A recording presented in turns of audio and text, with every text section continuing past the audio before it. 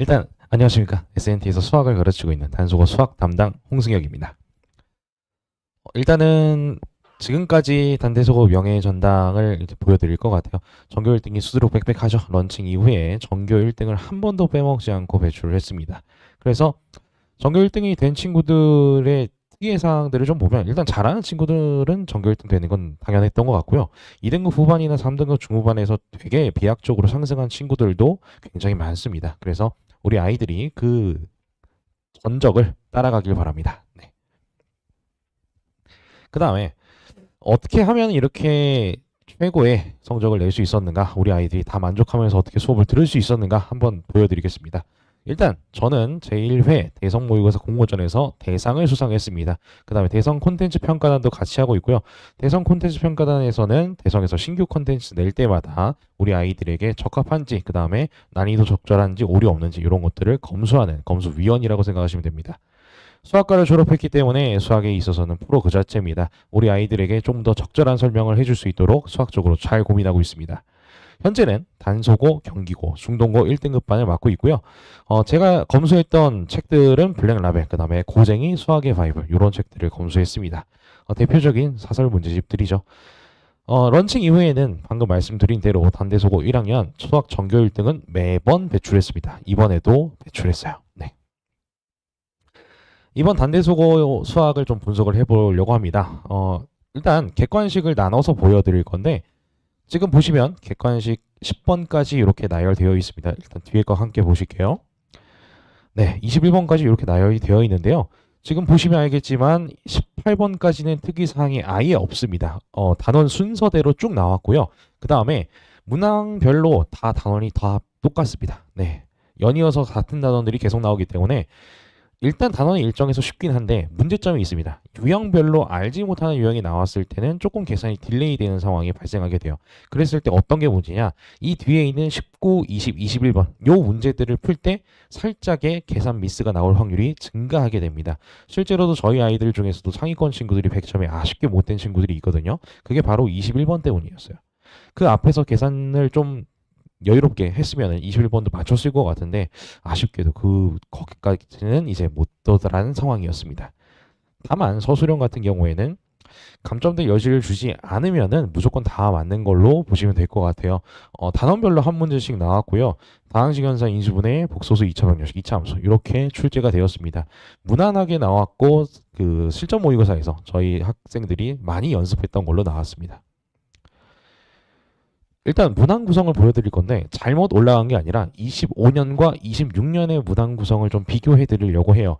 25년 같은 경우에는 객관식 16문항, 서술형 6문항으로 구성되어 있었고 킬러 문항 비율 같은 경우 10에서 15% 정도였습니다. 한 문제에서 두 문제 혹은 세 문제까지는 출제가 되었으나 그 모든 것이 부교재와 학교 프린트에서 변형되어서 나왔어요. 그런데 문제수가 이때도 다수였고 학교 프린트 연계도 됐고 그 다음에 서술형 대비가 되게 중요했던 시험이었습니다. 작년까지는요. 왜냐하면 서술형의 총점이 42점입니다. 꽤나 컸죠. 거의 40%가 넘는 거의 절반이라고 볼 수 있는 그런 상황이었는데 문제는 26년 되자마자 획기적으로 확 바뀌셨습니다. 서술형을 4문제, 객관식 21문제로 확 늘리셨고요.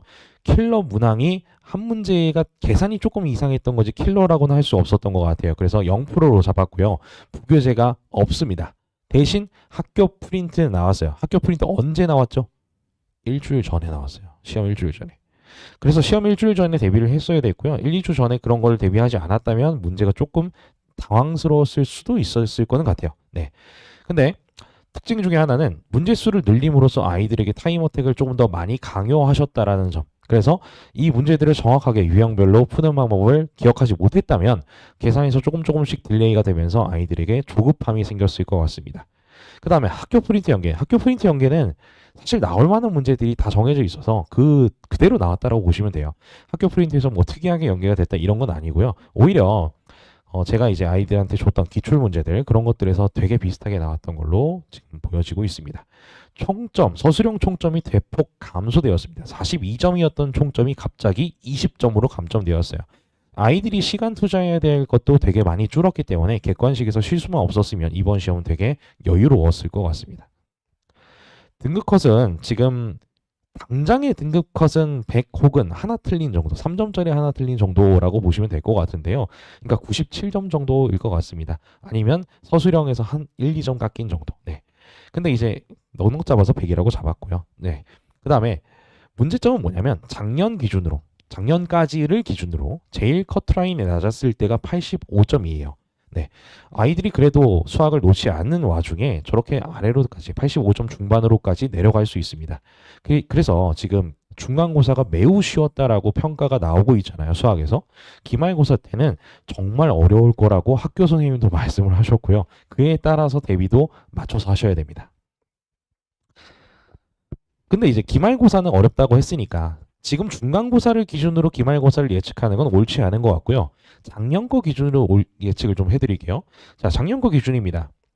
2025년 기준으로 문학 난이도 평균을 비교해 봤을 때 단대소고, 청담고, 숙명고, 은강여고가 있을 때 단대소고가 이 세 개의 학교랑 비교했을 때 꿀리지 않아요. 오히려 더 높은 학교도 있습니다.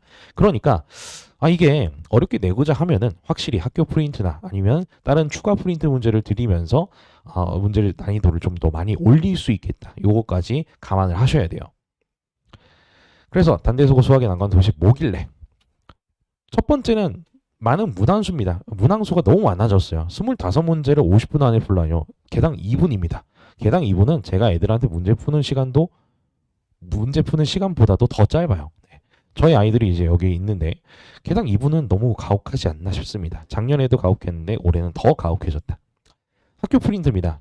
작년 기준 거를 보여드리는 거예요. 올해 거는 학교 프린트가 거의 의미 없다시피 되었으니까 기말 때는 조금 더 많이 의미를 두지 않을까 싶습니다. 네, 중강 때까지는 그냥 무난했고 기말 때는 어려운 것들 학교 프린트에 넣으실 것 같은데 작년 거 기준 학교 프린트 연계가 이렇게 많이 되어 있어요. 그래서 여기에 대해서 변형이 꼭 필요하시고요.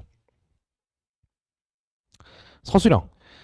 지금 서술형을 깐깐하게 잡겠다라고 학교에서 계속 언급을 하고 계세요. 실제로도 100점인데도 불구하고 서술형에 대해서 조금 두려워하는 그런 친구들이 있는 것 같고요.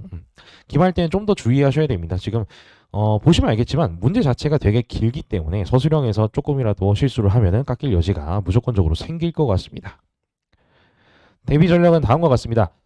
일단 부교재하고 학부 변형이죠. 학부 변형 같은 경우에는 제가 이미 다 만들어놨어요. 아이들한테 학부를 받자마자 저렇게 100문제가 넘게 다 변형을 해서 만들어줬고요. 그 다음에 타임어택 같은 경우에도 실전 모의고사를 통해서 아이들에게 준비를 다 시켰습니다. 그래서 모든 출제의 길은 저를 통한다라고 보시면 될 것 같아요. 동형 모의고사 방금 말씀드렸죠. 아이들이 수업을 할 때 아주 많은 양의 모의고사를 풀고 들어갑니다. 실제로도 이번 시험에서는 18회까지가 정규반에서 풀었던 모의고사 양이었고요. 직보 때 또 따로 풀었어요. 네, 직보 때 추가로 3회 드리면서 아이들에게 최소 시즌마다 15회는 모의고사를 풀고 들어갈 수 있게, 그래서 학교 상황에, 학교 스타일에 매우 적절하게 대처할 수 있게 이렇게 연습을 시키고 들어갑니다. 서술형 대비입니다. 일단은 제가 첨삭을 다 진행을 하고 있고요. 1차, 2차, 3차 첨삭을 통해서 아이들이 정말로 깎일 여지가 1도 없는지를 판단하면서 들어가게 됩니다. 우리 아이들도 이제 느꼈겠지만 좀 깐깐하게 잡습니다. 깐깐하게 잡고요. 깎일 여지가 있으면 무조건적으로 확 깎아버립니다. 그래서 아이들이 느끼기에도 서술형을 좀 더 잘 써야겠다라고 생각이 들면서 첨삭까지 같이 코멘트를 달아드리니까 그걸 통해서 조금 더 서술형에 자신감을 얻도록 이렇게 수업 구성 중입니다. 오답 관리입니다. 일단 클리닉 같은 경우에는 주간 클리닉이 따로 있어요. 주간 클리닉 때 오면은 주간 클리닉 프린트가 따로 있고요. 당일 클리닉 때, 그러니까 당일날 받는 클리닉 자료 같은 경우에는 따로 이제 출제가 됩니다. 따로 출제가 돼서 아이들이 많이 연습할 수 있도록 거의 모든 유형을 연습하고 들어갈 수 있도록 이렇게 자료를 구비해 놓고 있고요. 그 다음에 문제는 이거를 푼다라고 해도 개별적으로 또 오답 프린트가 필요합니다. 당연한 거죠. 아이들이 맞췄다라고 해서 더 좋아할 게 아니라 틀린 문제들에서 좀 더 많이 보완을 해야 되고, 맞춤 문제라고 해도 좀 찝찝합니다, 이런 것들을 좀 보완해 줘야 되기 때문에 개별 프린트나 아니면 개인 요청에 있을 시 추가적으로 또 줘요. 네. 그러니까 말을 틈이 없습니다. 셈이 마르지 않는 그런 문제 양이라고 보시면 되고요. 걱정하지 마시고 이제 학생분들이나 학부모님들께서도 마음껏 요청하셔도 됩니다.